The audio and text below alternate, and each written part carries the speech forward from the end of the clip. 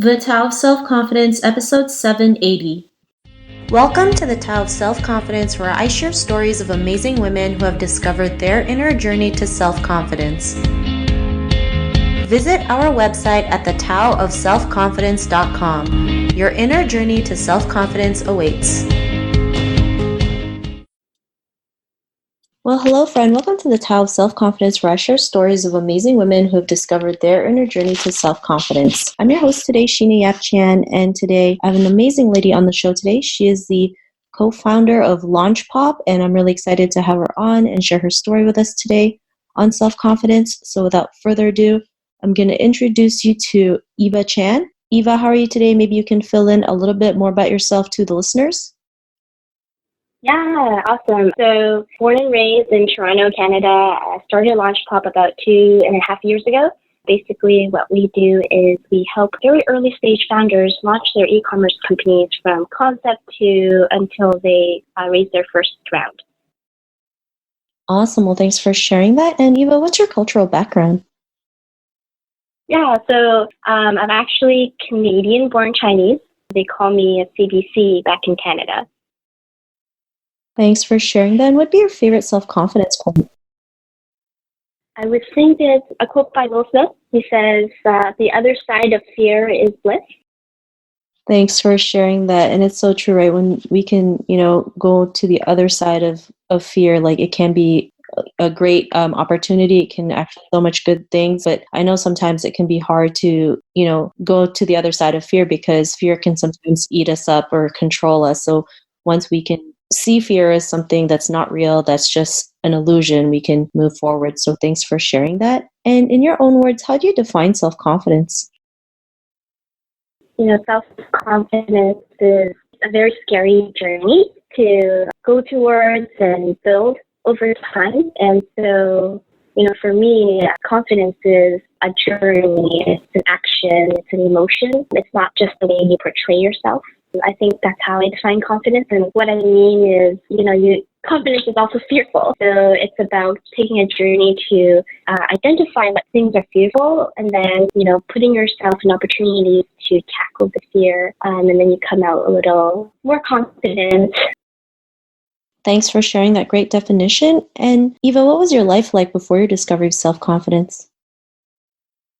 So, Canadian, born Chinese, I was raised by immigrants. My parents moved to Toronto back in the 80s from China. So I grew up in a very conservative household. I was very scared to speak up. I was very scared to have an opinion. And every time I did, and I think many people can relate, you have that glowing red face and you can feel the rush to your face every time you had something to say. That was me growing up. And what it meant was a lot of my thoughts were inside my head. I would, circle, all my opinions and thoughts and comments inside my head and have a conversation with myself as I observe others. That was my life before.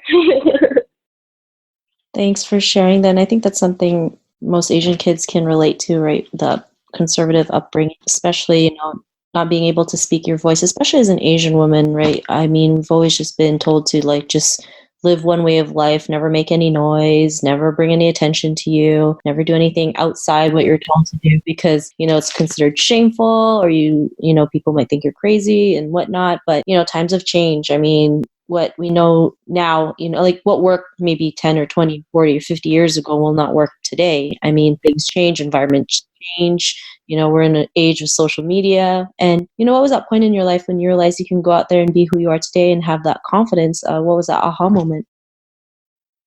Yeah, I think there were many moments. There's many stages that we go through growing up. I think my very first aha moment was my first job. Very scared to speak up, as I mentioned, but my first job was actually a coffee shop, and I was a barista at the time. I was, placed in an environment that I was scared to interact with customers, but over time, because I was forced to do that over and over and over again, it became second thought. So the aha moment was, hey, it's not as scary as you think. It's all in your head. No one really cares.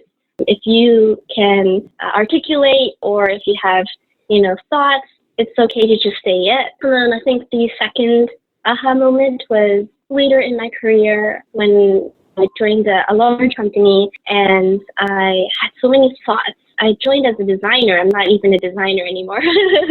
And, I had thoughts about other parts of the business that was outside of design. For example, strategies about our sales tactics and whatnot. And I spoke up once, and it was really my boss at the time that emailed me and said, hey, you should speak up more because your opinions matter.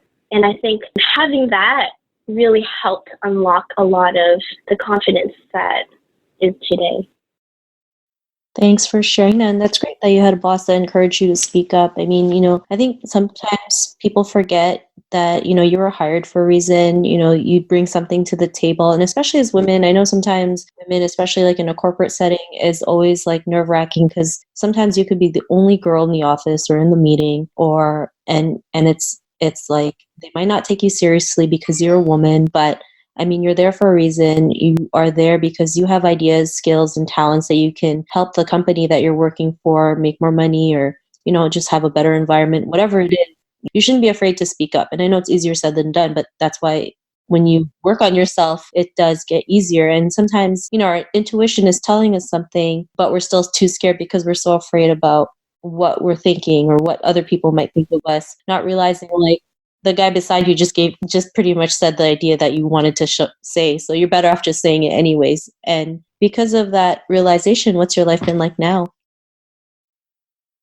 Yeah, I mean, I have a whole new definition of, I guess, how people view you and how you should view outwardly. If you're afraid to speak or if you're afraid that your opinions don't matter. We often speak about being a woman or being an immigrant or a minority is hard because you're in a situation where you're outnumbered or you're not seen as important. I think, a lot of that definition is a meaning that we create ourselves, and the negative feelings surrounding that is a very outwardly approach. For example, being outward, blaming society that way, being that way. Yes, there is that happening, but I think if we redefine that for ourselves and be more inward about how we approach and view it, for example, don't think that you are a woman, you're the only woman in the room. View it as your role in the room is this,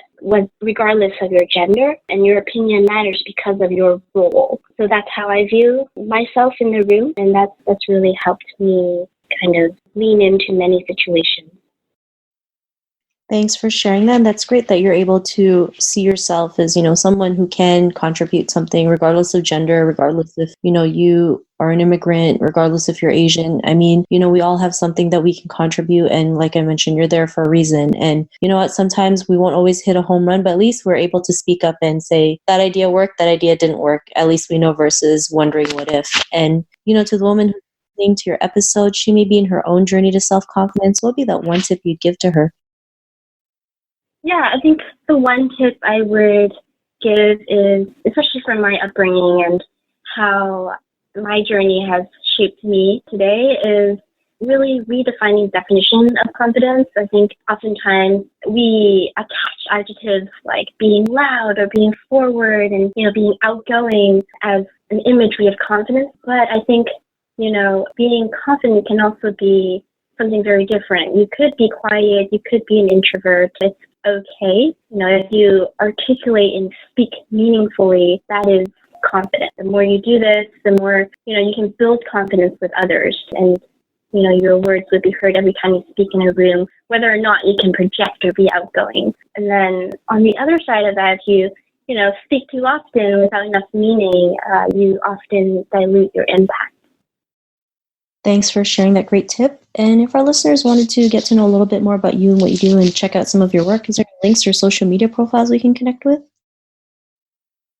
Yes, I'm on Instagram. I don't talk a lot about work on there, but I love sharing, the adventures that I go on beyond work. So you can check my Instagram out at Eva Chan Design. Thanks for sharing that. And our listeners, if you want to connect with Eva, you can also head on over to the taoselfconfidence.com and search for Eva's name. Her show notes will pop up along with everything else that we talked about. And I really just want to thank Eva today for taking the time to share her story and tips with us on self-confidence. So thank you so much, Eva. Yeah, thank you, Sheena. Not a problem. It was really great having you on the show. And to our listeners, be on the lookout for another new episode of another amazing woman's journey to self-confidence. And we'll talk to you soon. Bye for now. Thank you for tuning in to another amazing episode of the Tao of Self-Confidence. Want to learn how you can use podcasting to market your business? Download your free report by visiting our website at thetaoofselfconfidence.com. Your inner journey to self-confidence awaits.